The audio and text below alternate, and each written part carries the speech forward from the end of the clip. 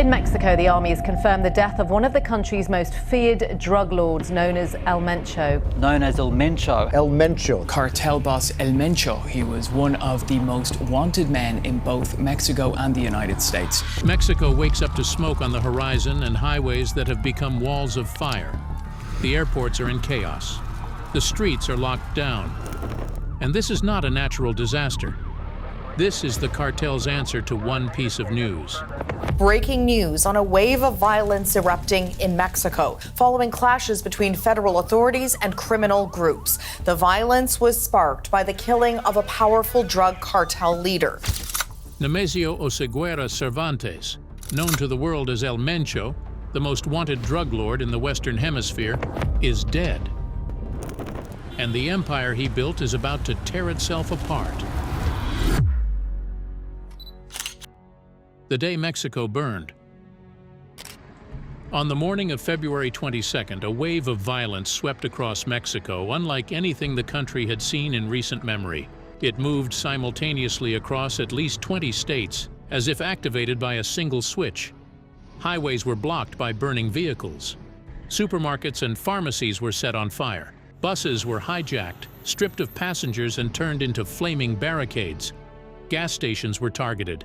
Airports in Guadalajara and Puerto Vallarta descended into chaos as passengers scrambled through smoke-filled terminals, while domestic and international flights were canceled across multiple carriers, including Delta, United, American, and Air Canada.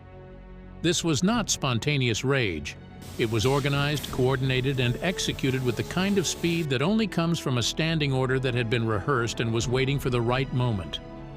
By the time the sun was fully up, authorities had counted 252 separate incidents across the country. Security experts called it the most widespread and coordinated retaliatory campaign in the modern history of Mexican organized crime. Behind much of that coordination was a figure named Hugo Cesar Macias Sureña, known inside the cartel as El Uli. According to intelligence reports circulated after the operation, El Uli directed cartel cells across multiple states and offered explicit financial bounties to fighters for each member of the security forces killed in retaliation. Those bounties reportedly exceeded $1,000 per National Guard soldier. The cartel did not just retaliate blindly. It assigned a monetary value to the lives of the men who had hunted its leader. And it began collecting. In Puerto Vallarta, a resort city on the Pacific coast where El Mencho had long operated freely, the streets filled with smoke before noon. Yoni Pitzer, an American resident from Chicago who had been on his way to go whale watching with his husband that morning, described being stopped at an intersection by an armed cartel member who ran at their car with a gun pointed directly at the windshield. The man screamed at them in Spanish to get out. Their rental car was commandeered, had something thrown into it, and exploded. Pitzer and his husband ran in separate directions. He was pulled to safety by a passing stranger who threw open a car door. His husband found refuge in a church where a priest sheltered a group of terrified civilians in a connected orphanage. Narcomantas, the large cloth banners the cartel uses to deliver public messages, began appearing in tourist zones, including Puerto Vallarta, warning of reprisals against American citizens and officials in response to U.S. involvement in the operation. The U.S. Embassy issued urgent shelter-in-place advisories for Americans in Jalisco, Puerto Vallarta, Chapala, and portions of Tamaulipas, Michoacán, Guerrero, and Nuevo León. Canada issued a shelter-in-place order specifically for Puerto Vallarta.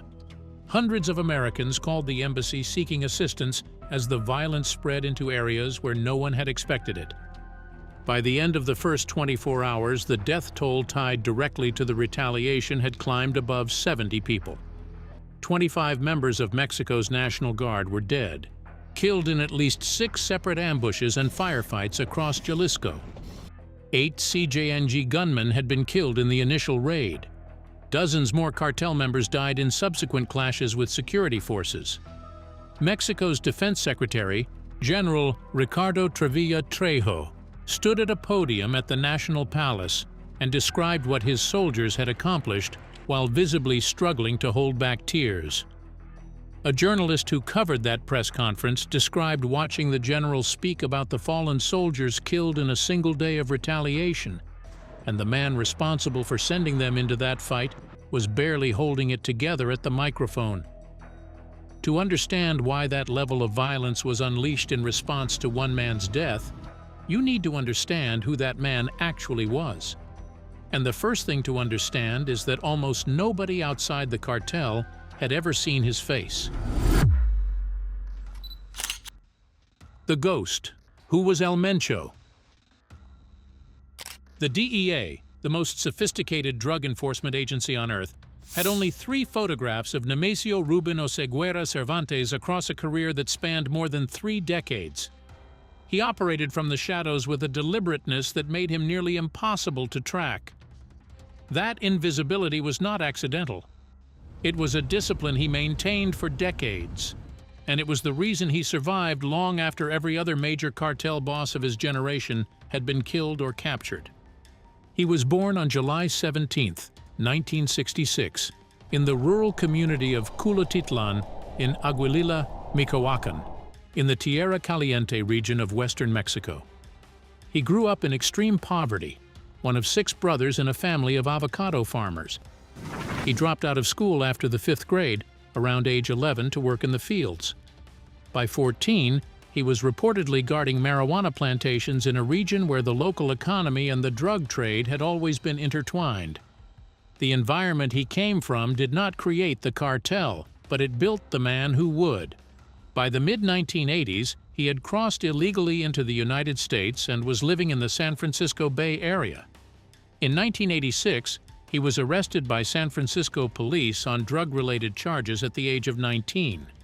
He was arrested again in 1992 for selling heroin to undercover officers. In 1994, the U.S. District Court for the Northern District of California convicted him of conspiracy to distribute heroin, and he served nearly 3 years in a federal correctional facility in Texas. He was deported to Mexico upon release. What happened next became the detail repeated in every intelligence briefing about him for the next 2 decades.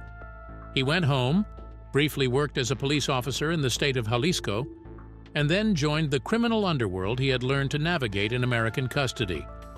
That transition from deported convict to local law enforcement to cartel enforcer is not as unusual as it sounds in the context of Jalisco in the 1990s.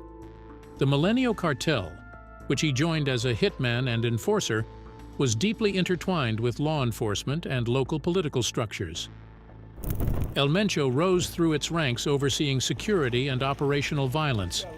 When the Milenio Cartel began to fracture in the late 2000s following the capture of its leader Oscar Orlando Nava Valencia and the killing of Nacho Coronel Villarreal in 2010, El Mencho did not collapse with the organization he had served.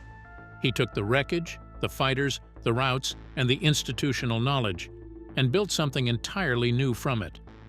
Around 2009 and 2010, co-founding the Jalisco New Generation Cartel alongside Eric Valencia Salazar and Martin Arzola Ortega, El Mencho announced the organization's arrival by leaving 35 bodies on a highway in Veracruz with a banner claiming to be Los Matazetas, a group formed to fight the Zetas cartel.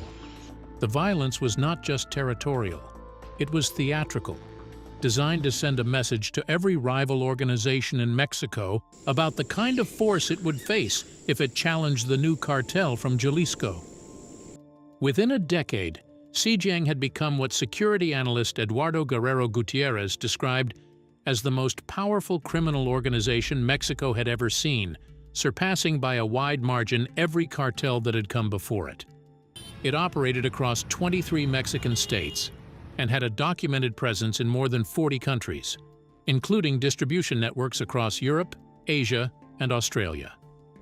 It controlled Pacific Coast seaports, used the port of Lázaro Cárdenas in Michoacán to import chemical precursors from China for fentanyl production, and ran diversified criminal enterprises, including fuel theft from Pemex pipelines, extortion of avocado and fishing industries, human trafficking, migrant smuggling, and illegal mining. What separated El Mencho from the Sinaloa bosses who came before him was not just scale, it was management style.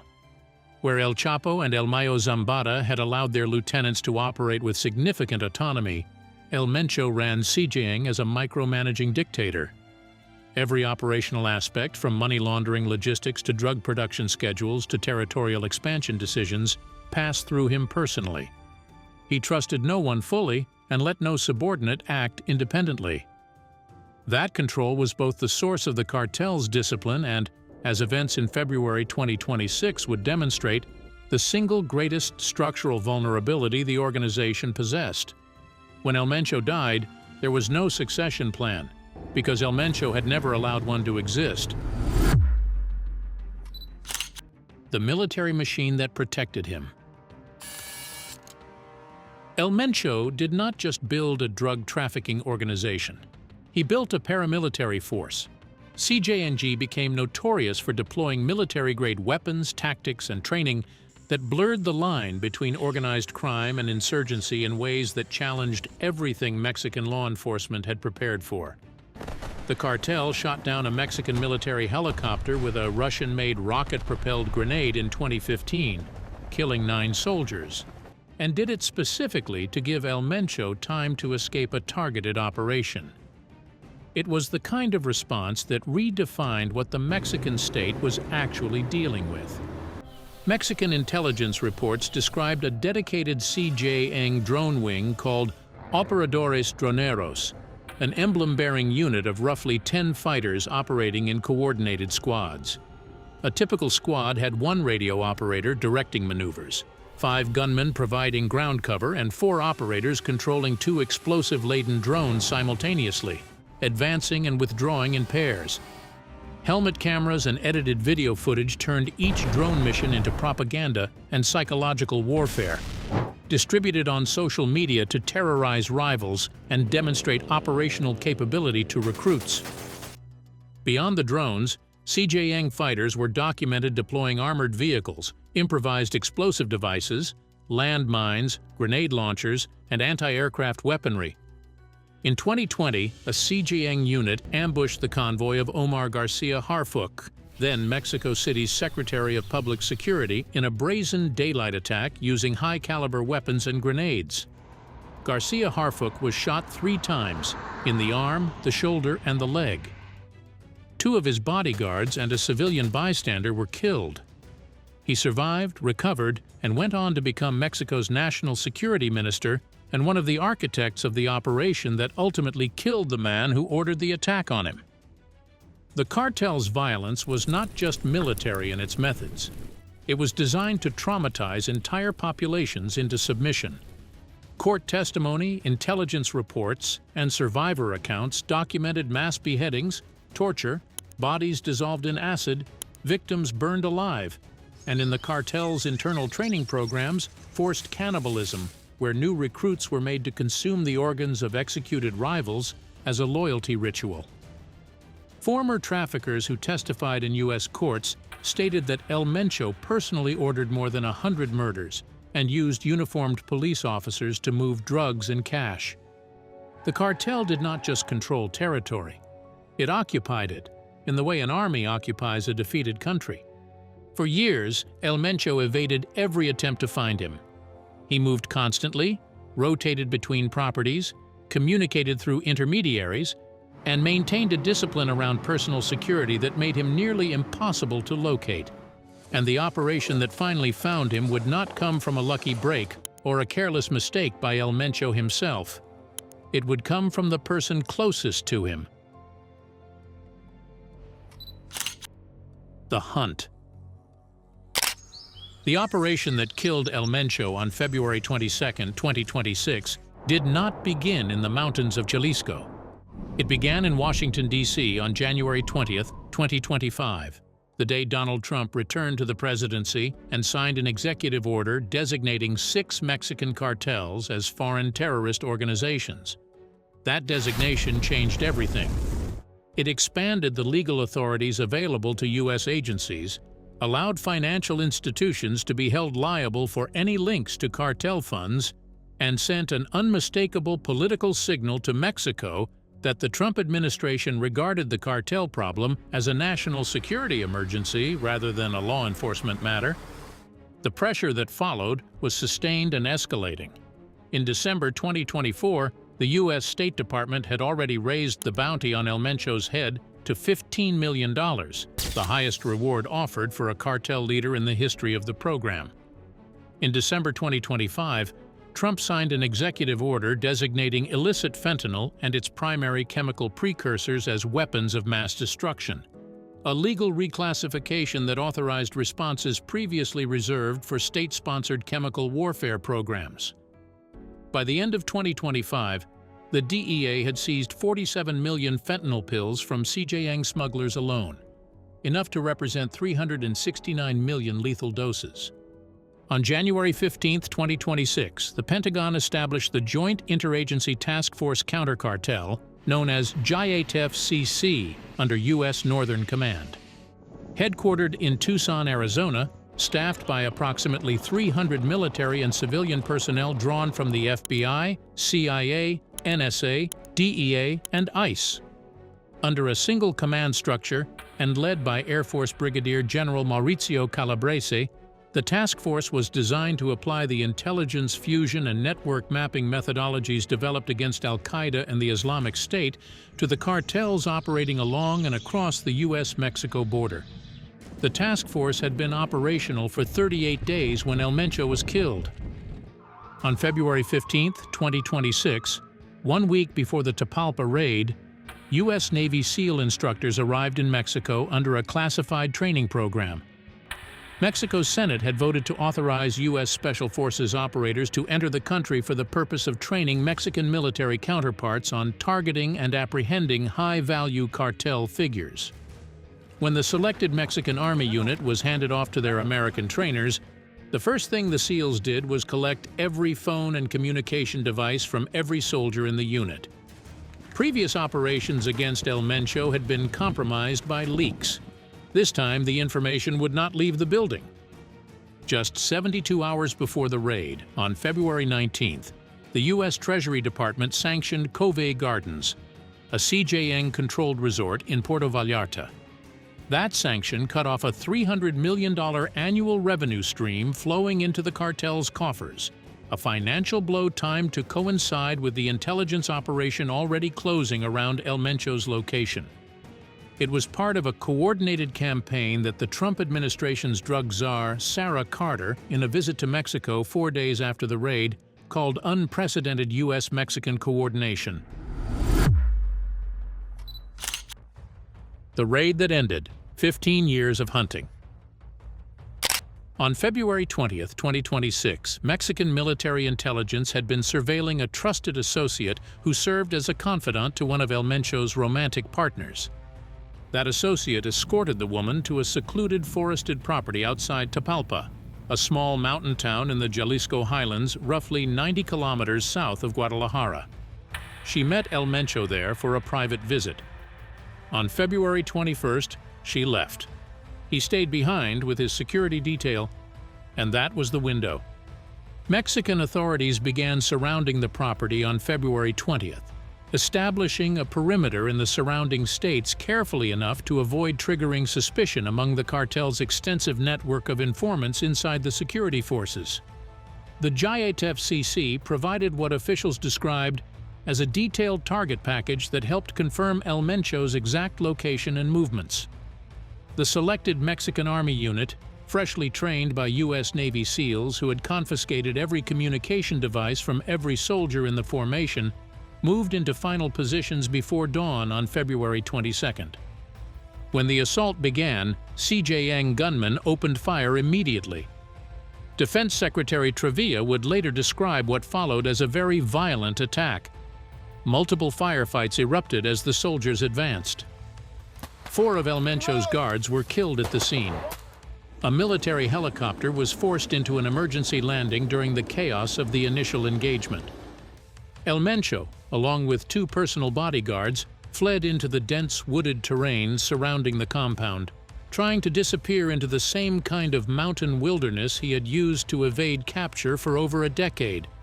Special forces cornered them in the undergrowth. All 3 were seriously wounded in the exchange of fire that followed. They were taken into custody and airlifted by helicopter toward Mexico City. El Mencho died en route, from gunshot wounds and blood loss before the helicopter reached its destination. His 2 bodyguards also died during transport. The man who had been Mexico's most wanted for 15 years, who had a $15 million bounty on his head, who had built the most powerful criminal organization in Mexican history, was gone before sunrise had given way to full mourning. The weapons seized at the compound told their own story about what the raid had actually walked into. Among the items confiscated were armored vehicles and rocket launchers described by the Defense Ministry as capable of shooting down aircraft and destroying armored vehicles. It was the same category of hardware that CJNG fighters had used in 2015 to shoot down a military helicopter during a previous attempt to capture El Mencho. The fact that those weapons did not save him this time was a direct result of what the SEAL training program had done differently. Communications were controlled, the perimeter was sealed before the assault began, and the operation proceeded faster than the cartel's response network could react. But the soldiers who carried out the Tapalpa raid did not come home to medals and quiet lives. What happened to the soldiers who killed El Mencho? Within hours of the operation, El Uli had activated cartel cells across multiple states and placed a price on their heads. It was a specific financial offer, publicly communicated within the cartel's command structure, and it produced results. By the end of the first day, 25 National Guard members were dead, killed in cartel ambushes and firefights across Jalisco.